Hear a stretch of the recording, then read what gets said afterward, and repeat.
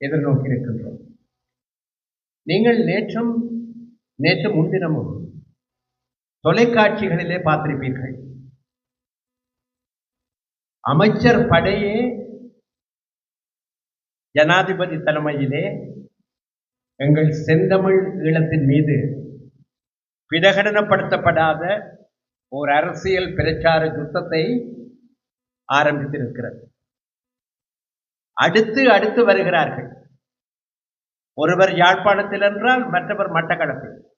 யாழ்ப்பாணத்தில் இருப்பவர் அங்கே மன்னாருக்கு போனால், மட்டக்களப்பு பக்கம் இருப்பவர் ஒருவேளை தென்னிலங்கு போய்விட்டாலும் கூட கொழும்பிலிருந்து அடுத்தவர் வந்து விடுகிறார். இந்த அளவுக்கு இந்த அரசாங்கத்தினுடைய தலைவரான ஜனாதிபதி அவர்கள், அடுத்த நிலையிலே இருக்கிற பிரதம மந்திரி அவர்கள் மற்றும் அமைச்சர்கள் தங்கள் பிரசார யுத்தத்தை எங்கள் மண்ணிலே ஆரம்பித்திருக்கிறார்.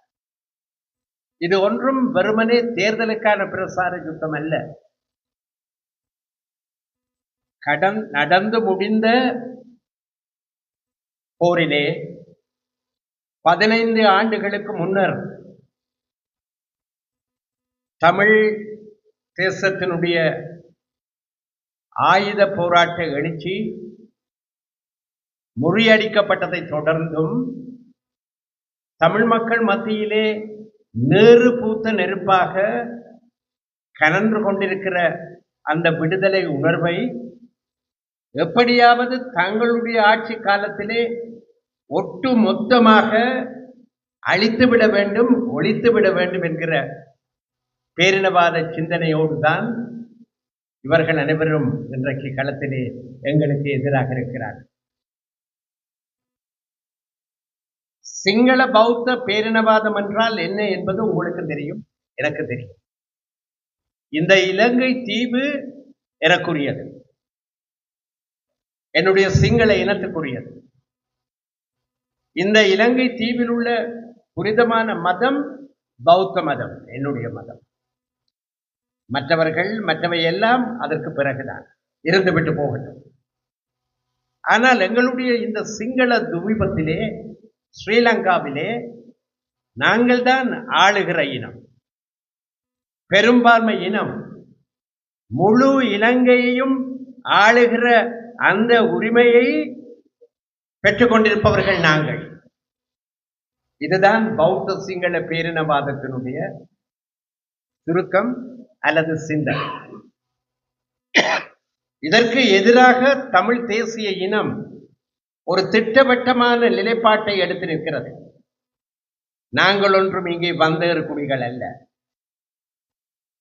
இந்த இலங்கை தீவு முழுவதுமே ஒரு காலத்தில் எங்களுக்கு சொந்தமாக இருந்தது. எங்களுடைய மன்னர்கள் அடுத்து இங்கே ஆண்டார்கள். எங்களுடைய படைகள் பருத்தித்துறை முதல் தெய்வேந்திரமுறை வரையிலே வெற்றி நடை போட்டன. இந்த மண்ணிலே எங்கள் படைகளின் வீர காவியம் புதைந்திருக்கிறது. அத்துடன் நின்றுவிடவில்லை. நடந்து முடிந்த யுத்தத்திலே ஆயுதமேந்தி போரிட்ட இளைஞர்களும் யுவதிகளுமாக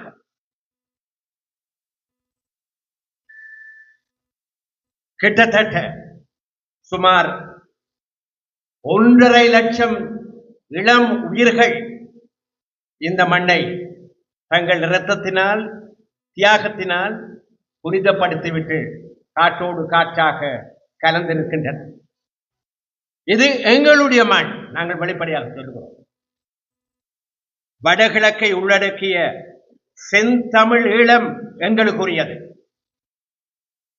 எந்த சந்தர்ப்பத்திலும் எந்த நிலைமை வந்தாலும் இதை நாங்கள் விட்டுக் கொடுக்க முடியாது. இது எங்களுடைய நாடு. ஆங்கிலேய ஏகாதிபத்தியவாதிகள் 3 ராஜ்யங்களாக பிரிந்து கிடந்த இலங்கை தீவை ஒன்றுபடுத்தினார்கள் தங்கள் ஆட்சி காலத்தில். 1818. பின்னர் அவர்கள் 1833.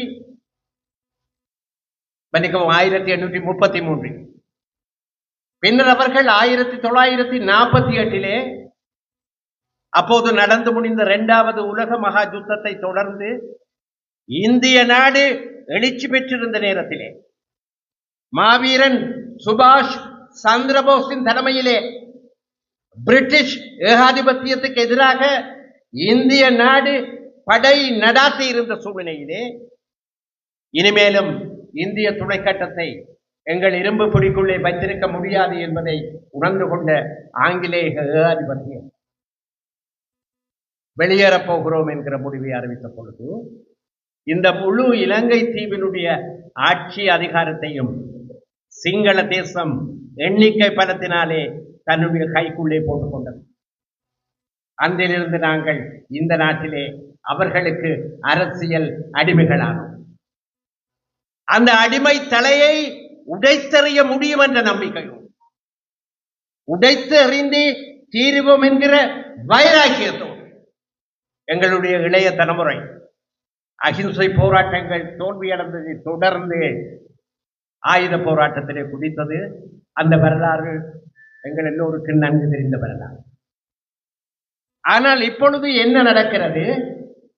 பௌத்த சிங்கள பேரினவாதம் என்கிற அந்த அரசியல் சித்தாந்தத்தின் தற்போதைய தர்மகர்த்தாக்களாக,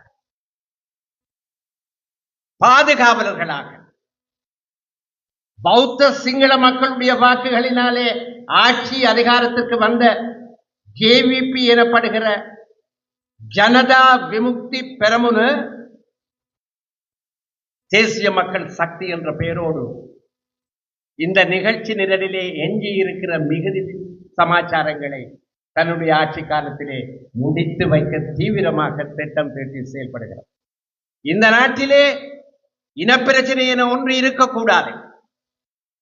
தமிழர்கள் தமக்கென ஆட்சி அதிகாரத்தை கோருகிற நிலைமை வரக்கூடாது. தமிழ் மண்ணிலே சுயாட்சி அல்லது சுய அரசு என்ற கருத்தே இருக்கக்கூடாது.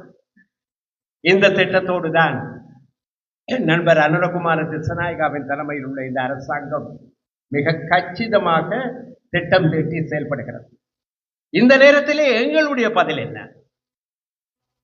இதற்கு நாங்கள் ஆற்றப்போகிற எதிர்வினை அல்லது ரியாக்ஷன் என்ன? கைகட்டி பார்த்திருக்க போகிறோமா? அல்லது இந்த புள்ளடி போடுகிற சமாச்சாரங்களோடு மாத்திரம் எங்களுடைய கடமை முடிந்து விடுகிறது என்று இருக்க போகிறோமா? அல்லது தமிழ் கட்சிகள் என்று களத்திலே நிற்கிற பல்வேறு கட்சிகளோடு முட்டி மோதி எங்களுடைய சக்தி அனைத்தையும் அதிலே செலவழித்து தமிழினம் ஈட்டிலே இந்த நாட்டிலே ஏமாந்த இனமாக, வரலாற்றிலே தோல்வியிட்டோ இனமாக போகிற அந்த கதைக்கு எமது தேசத்தை கொண்டு போகிறோம். நாங்களும் நீங்களும் துணிந்து சொல்கிறோம், இல்லை இல்லை இல்லவே இல்லை. இந்த போராட்டத்தை நாங்கள் கைவிட முடியாது. இந்த போராட்டத்தை இடை நடுவிலே விடுவது என்கிற சிந்தனை கூட எங்கள் மனதிலே எழ முடியாது. இதை எங்கே கொண்டு போய் சேர்க்க வேண்டுமோ, இதனூடாக எங்கள் தேசத்தினுடைய விடுதலையை மீட்டெடுக்க வேண்டுமோ, அதற்கான அனைத்தையும் நாங்கள் செய்தாக வேண்டும். இது ஒரு புனித கடமை. பெற்றோர்களுக்கு பிள்ளைகள் செய்கிற கடமை போல எங்கள் பரம்பரைகள் முன்னோர்கள் விட்டு சென்ற அந்த பணியை மாத்திரமல்ல, எங்களுக்கு பிறகு பிறந்த இளங்குருத்துக்கள் தங்கள் தியாகத்தோடு விட்டு சென்ற அந்த பணியையும் சேர்த்து நாங்கள் முடித்து வைக்க வேண்டும்.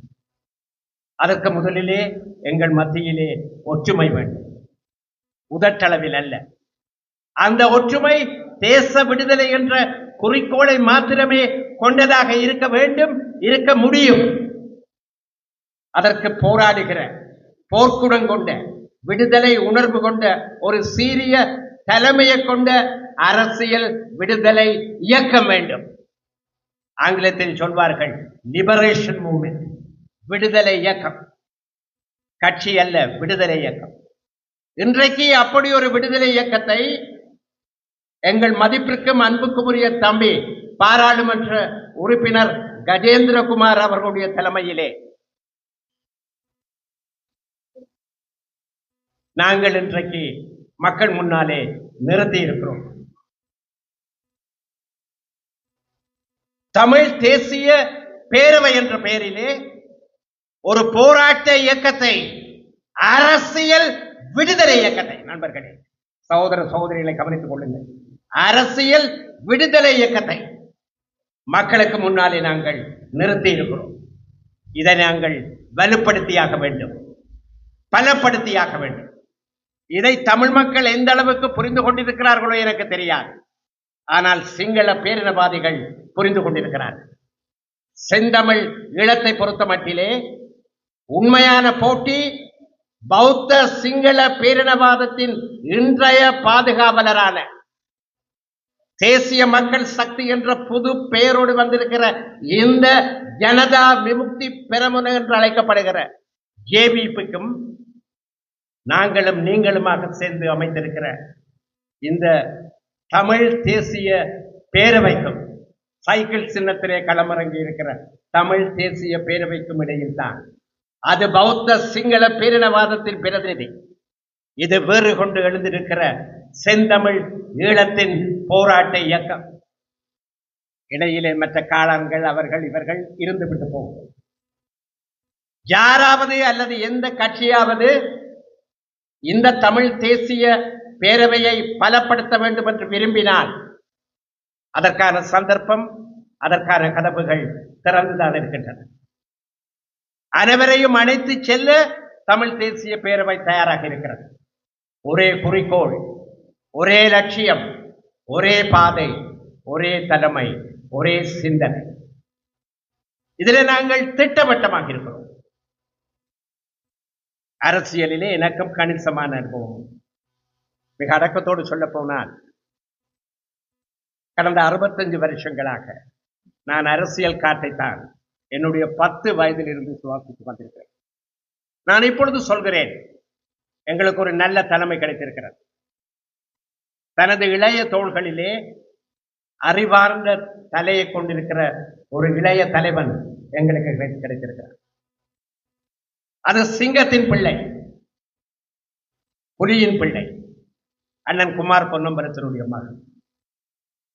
தமிழ் தேசிய பாரம்பரியத்தில் இருந்து வந்த இளம் குருத்து, அதற்கு துணையாக தம்பி செல்வராஜா கஜேந்திரன் போன்ற இளம் தளபதிகள். நான் இங்கே பெயர் சொல்ல விரும்பினாலும் நீண்ட பட்டியல் என்பதால் சொல்ல முடியாத அளவுக்கு கணிசமான எண்ணிக்கை கொண்ட இளைஞர்கள் யாழ்ப்பாண மாவட்டத்தில் வன்னியில், திருகோணமலையில், அம்பாறையில், மீன்பாடும் தென்னாடான மட்டக்களப்பு இந்த அணி தினமும் பெருகிக் கொண்டிருக்கிறது. இதை நாங்கள் பலப்படுத்தியாக வேண்டும். மறந்து விடாதீர்கள், சிங்கள தேசம் தன்னுடைய குறிக்கோளிலே தீவிரமாக இருக்கிறது. நேற்று கூட நன்கு சட்டம் தெரிந்த படித்த மந்திரி, எங்கள் எல்லோருக்கும் நன்கு தெரிந்த விஜித கிரத் அவர்கள் யாழ்ப்பாணம் வந்திருந்தார். தேர்தல் பிரச்சாரத்துக்காக வரலாம், எந்த பிரச்சனையும் கிடையாது. ஆனால் வந்தவர் என்ன செய்தார் நண்பர்களே, ஒரு பிரபல ஹோட்டலிலே கூட்டம் ஒன்று போட்டு வெளிநாட்டு தொடர்புகள் கூடிய இந்த நாட்டிலே பண ரீதியாக பணம் கொண்டிருக்கிற எங்களுடைய வர்த்தக பெருமக்களோடு பேசினார். சுற்றுலாத்துறையை வலுப்படுத்துகிற வாய்ப்புகள் பற்றி பேசினார். இது முறையானதா? அந்த கூட்டம் முடிந்த பிறகு அவர் என்ன செய்கிறார், யாழ்ப்பாணத்திலே வட்டுக்கோட்டை தொகுதியிலே சித்தன்கேணியிலே பிள்ளையார் ஆலயத்தினுடைய மண்டபத்துக்கு செல்கிறார். அங்கே தன்னுடைய அணியைச் சேர்ந்த வேட்பாளர்கள் பிரமுகர்களோடு அவர் குஷாலான அரசியல் பேச்சுவார்த்தைகளில் ஈடுபடுகிறார். 2 விடயங்கள். அவர் இங்கே மந்திரியாக வந்தால் அந்த வேலையை பார்த்துவிட்டு போக வேண்டும். பிரசாரத்துக்கு வந்தால் அது வேறு விவகாரம். இந்திய நாட்டிலே எங்கள் எல்லோருக்கும் நன்கு தெரியும், ஜவஹர்லால் நேரு அவர்கள் விடுதலை போராட்ட வீரன், இந்தியாவின் முதல் பிரதமர், இந்திரா காந்தியின் தந்தை, ராஜீவ்காந்தியின் பேரன், இன்றைக்கு வளர்ந்து கொண்டிருக்கிற ராகுல் காந்தியினுடைய கூட்டம், ஒரு நீண்ட அரசியல் பரம்பரை. ஜவஹர்லால் நேரு அவர்கள் பிரதமராக இருந்த பொழுது அவரும் சரி, அவருடைய மந்திரிகளும் சரி, பறந்து விரிந்த இந்திய நாட்டிலே பிரச்சாரத்துக்கு போனால் உத்தியோகபூர்வமான வைபவங்களிலே கலந்து கொள்வது கிடையாது. இங்கே என்ன நடக்கிறது? என்ன நடக்கிறது? ஹரிணி வந்தால் அவர் ஆலயத்திற்குள்ளே போய், தம்பி தவபாலன் சொன்னார், ஆலயத்திற்குள்ளே போய் அட்டகாசம் நிகழ்த்தி அதிரடி பிரவேசத்தை பதிவு செய்து, அது போதாதென்று வெளியிலே வந்த பிறகு செய்தியாளர்கள் தன்னை சூழ்ந்து கொண்ட பொழுது அரசியல் பேசுகிறார். மாவட்டப்புறத்திலே இந்த விளையாட்டு, நீர்வேலியிலே இந்த விளையாட்டு, காரநகரிலே இந்த விளையாட்டு. தெரிந்து கொண்டு இவர்கள் அதை செய்கிறார்கள். ஆலய வளாகங்களுக்குள்ளே அரசியல் போகக்கூடாது என்கிற தேர்தல் சட்ட விதியை தெரிந்து கொண்டு கூட வருகிறார். விஜயகரத்தும் அதுதான். இங்கே மந்திரியாக வந்து சுற்றுலாத்துறையை பலப்படுத்துவதாக இருந்தால் அதை பார்த்துவிட்டு போகும். அங்கே இந்த சுற்றுலாத்துறையை வளப்படுத்துகிற ஏற்பாடுகள் தொடர்பிலே வர்த்தக பிரமுகர்களோடு பேசுகிற பொழுது மறைமுகமான தூண்டுதல், ஆதரவை கோருகிற வேண்டுதல் அங்கே முன்வைக்கப்படுகிறது. இது தேர்தல் சட்டத்திற்கு முற்றிலும் எதிரானது. அது அவர்களுக்கு தெரியும். ஆனால் அவர்கள் அதை கண்டுகொள்ளப் போவதில்லை. அதற்கு பிறகு சித்தங்கடியிலே பிள்ளையார் ஆலயத்துக்கு போகிறார். எந்த ஒரு ஆலயத்தினுடைய வளாகத்தையோ சுற்றாடலையோ அந்த ஆலயத்திற்கு அது சொந்தமான சூழ்நிலையிலே பிரசாரத்திற்கு பாவிக்க கூடாது என்பது திட்டவட்டமான சட்ட ஏற்பாடு. தெரிந்து கொண்டு செய்கிறார்கள். அதே நேரத்தில் சட்டத்தின் ஆட்சியை பற்றியும் பேசுகிறார்கள். இது ஊழல் இல்லையா? இது ஊழலா இல்லையா? கரப்ஷன், இது அதிகார துஷ்பிரயோகமா இல்லையா? இவர்களா நல்லாட்சி நடத்த வந்தவர்கள்? இவர்களா இந்த நாட்டிலே புதிய கலாச்சாரத்தை கொண்டு வர வந்தவர்கள்? யாருடைய கண்ணிலே மண்ணை தூவ பார்க்கிறார்கள்?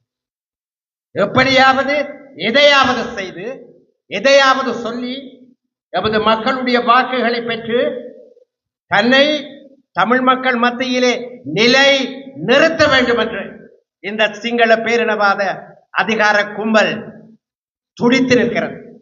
அதற்கு எங்களுடைய பதில் என்ன? நீங்கள் ஒவ்வொருவரும் அரசியல் போராளிகள் என்பதை மனதில் வைத்துக் கொள்ள வேண்டும். வெறும் வேட்பாளர்கள் அல்ல. ஒரு பாரிய அரசியல் மாற்றத்தை வரலாற்றிலே திட்டவட்டமான எழுத்துக்களினாலே இடம்பெறப் போகிற ஒரு அரசியல் இலட்சிய பயணத்தின் பங்காளிகளாக முன்னெடுக்கிற கடமையை செய்கிற கர்ம வீரர்களாக, வீராங்கனைகளாக நீங்கள் இருக்கிறீர்கள் என்பதை மறந்துவிடக் கூடாது. ஒரு பழமொழி உண்டு, நீ உன்னாலே முடியும் என்று நினைத்தால் முடியும், முடியாது என்று நினைத்தால் முடியாது. முதலிலே தன்னம்பிக்கை வேண்டும், உறுதி வேண்டும், தீர்மானம் வேண்டும்.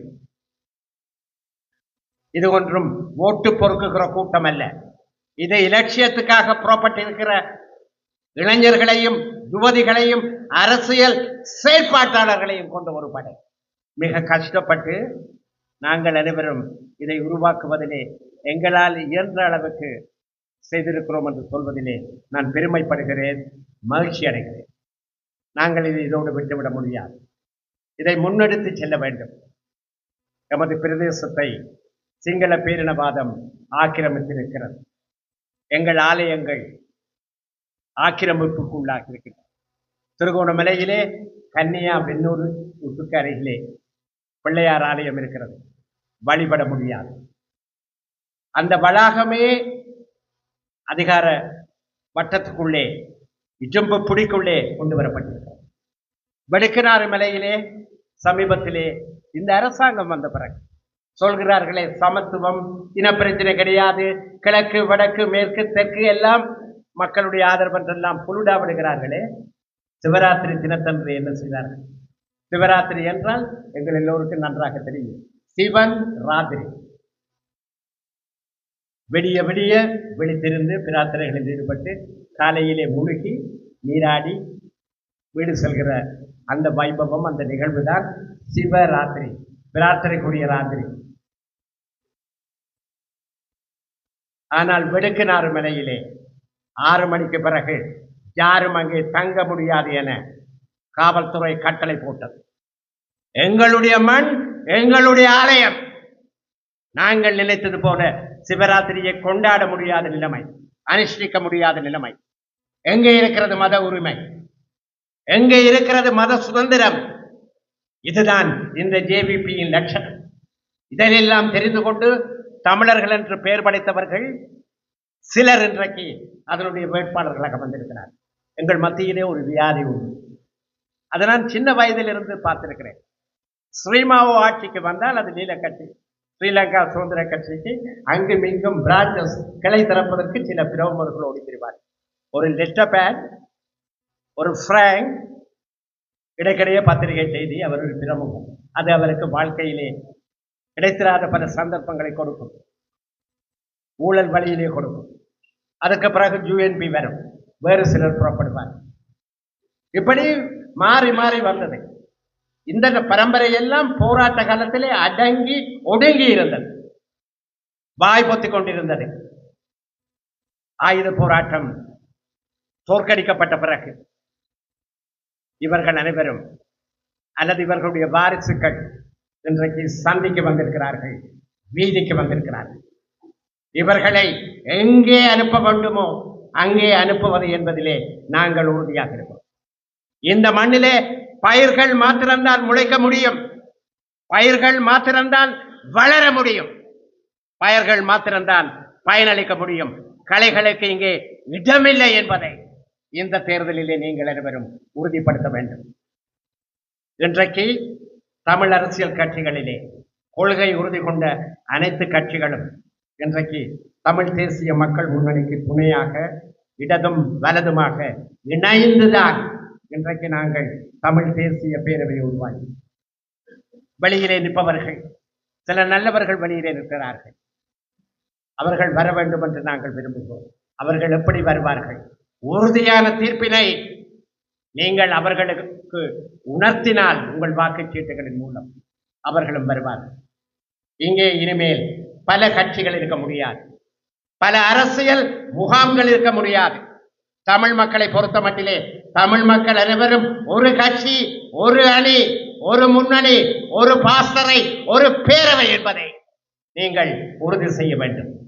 அதனால் தான் நாங்கள் மீண்டும் சொல்கிறோம், தமிழ் தேசிய தலைவர் இருந்த பொழுது, தமிழ் தேசிய கூட்டமைப்பாக இருந்த பொழுது நாங்கள் இதைத்தான் அப்பொழுது தம்பி கஜேந்திரகுமார், தம்பி செல்வராஜா கஜேந்திரன் ஆகியோர் இணைந்து நின்று ஒரே அணியிலே வேட்பாளர்களாக நின்ற பொழுது 2004 ஏன் 2001 கூட, அதற்கு பிறகு 2004 பகிரங்கமான பிரகடனத்தோடு நாங்கள் நின்ற பொழுது இதைத்தான் சொன்னோம். ஒரே கொடி, ஒரே குறிக்கோள், ஒரே தலைமை, ஒரே லட்சியம். அங்கோ இங்கோ நாங்கள் திரும்பி பார்க்க முடியாது.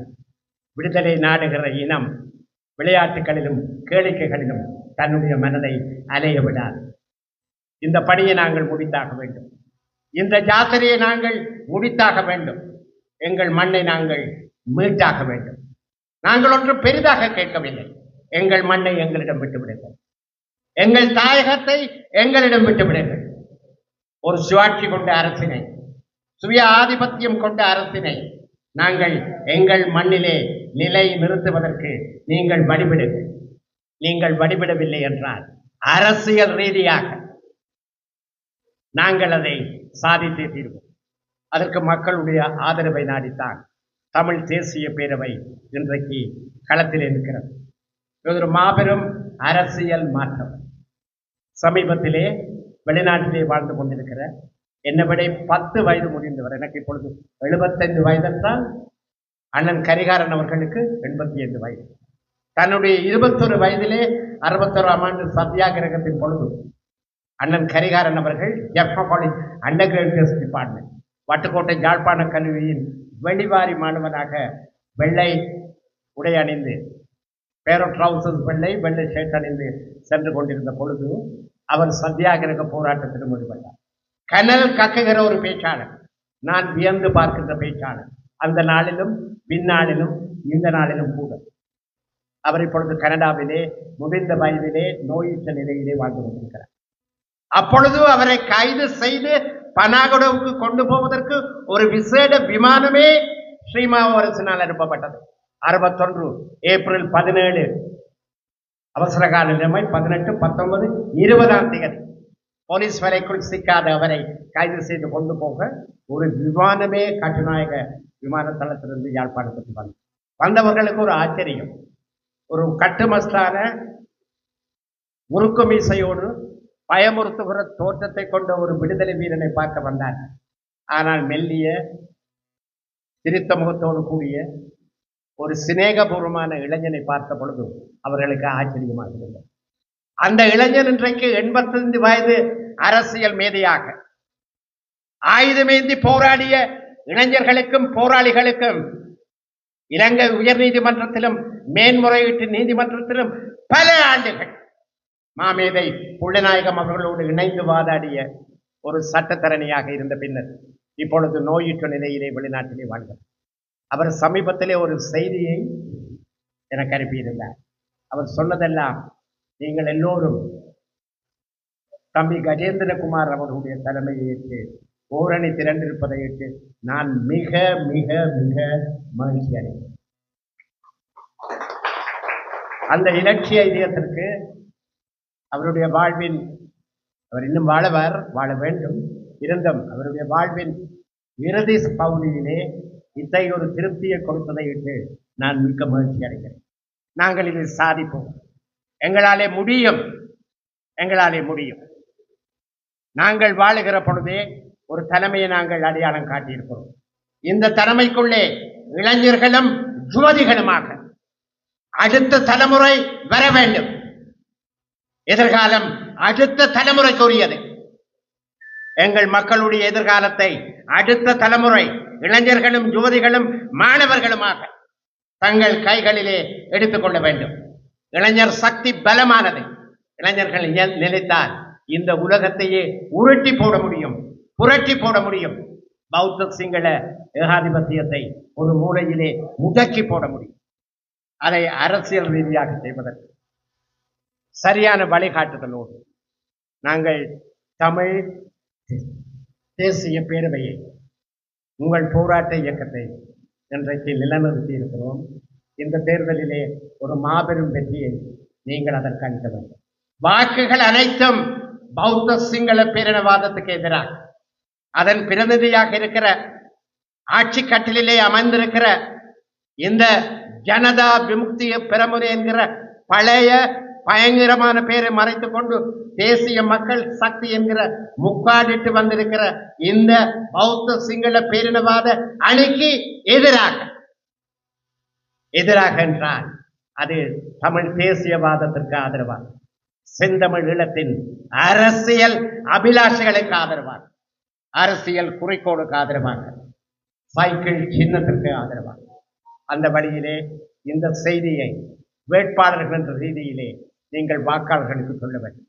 உங்களுடைய ஒவ்வொரு சொல்லும் எலக்ட்ரிஃபைங் என்று சொல்வார்கள். 2 இடத்திலே சுவிட்சை போட்டவுடன் மின்சாரம் ஒளியை பாய்ச்சுகிறதே அதுபோல துவண்டு கிடக்கிற எந்த மனமாக இருந்தாலும் அது எங்கள் மக்கள் மத்தியிலே காணப்படுகிறது என்றால் அதை துள்ளிகளை செய்ய வேண்டும். நீங்கள் எங்கள் மக்கள் மத்தியிலே இருக்கிற அந்த மறைந்து கிடக்கிற சக்தியை நீங்கள் முன்னுக்கு கொண்டு வர வேண்டும். ஒவ்வொரு இளைஞரிடமும் யுவதியிடம் இருக்கிறதே ஒரு வீரன், ஒரு யுவதி. அந்த வீரனை, அந்த யுவதியை நீங்கள் முன்னிறுத்த வேண்டும். மிகுதியை வரலாறு பார்த்துக் கொள்ளும். வரலாறு எங்களுக்கு விடுதலையை தரும். உங்கள் கண்களுக்கு முன்னால், ஏன் எங்கள் கண்களுக்கு முன்னாலும் இந்த விடுதலையை நாங்கள் தரிசிப்போம். செந்தமிழ் ஈழம் விடுதலை பெறும் அந்த பயணத்தில் தம்பிகளே, தங்கைகளே, சகோதர சகோதரிகளே, பிள்ளைகளே, வேட்பாளர்களே, நீங்கள் அனைவரும் போர் வாட்கள் என்பதை மறந்துவிடாது. நீங்கள் போர் வாட்கள். இந்த இலட்சிய போராட்டத்தின் போர் வாட்கள். உரைகளிலே தூங்கக்கூடாது. உரைகளிலே தூங்குவதற்காக வாட்கள் உருவாக்கப்படுவதில்லை. அவை போரிடுவதற்காக, இந்த அரசியல் போராட்டத்தை முன்னெடுப்பதற்காக நீங்கள் அனைவரும் தேசியத்தின் ஈட்டி முறைகளாக, கூறிய ஈட்டி முறைகளாக உங்களை மாற்றிக்கொள்ள வேண்டும். அந்த வகையிலே மிக தாழ்மையாக, அன்போடு, உரிமையோடு வேண்டுகிறேன். மே 6ஆம் தேதி இந்த பௌத்த சிங்கள பேரினவாதத்திற்கு ஒரு அரசியல் அதிர்ச்சியை நீங்கள் கொடுக்க வேண்டும். தமிழர்கள் மாற மாட்டார்கள். விடுதலை உணர்வை கைவிட மாட்டார்கள். தமிழர்கள் தமிழர்கள் தான். நாங்கள் தமிழர்கள், செந்தமிழர்கள் என்பதை நீங்கள் உறுதிப்படுத்த வேண்டும். நன்றி நண்பர்களே, நன்றி தம்பி தங்கைகள்.